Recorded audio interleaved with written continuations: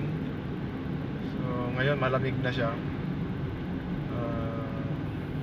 14, nasa 20, 28 yung temperature, tapos 14 biglang bagsak siya ng 20 tapos 14. So ibig sabihin gumana ng maayos yung PCB valve na nabili natin. So yun, ayos, maganda. Testing ko ngayon, nagdadrive ako ngayon, malamig na siya sa loob, wala na siyang problema. Hello, ito natapos na natin ikabit yung ECB valve. So pumunta tayo ng Arc Nova para magpalagay ng Freon.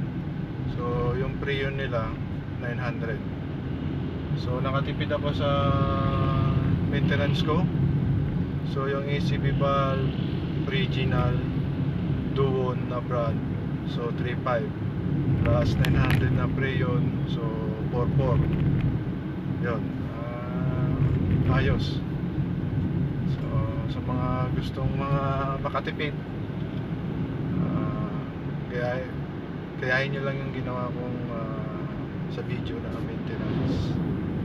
Kadalasan kasing nasisira sa compressor ng aircon ng sasakyan yung solenoid nya. So thank you, magandang umaga, please subscribe. Maraming salamat.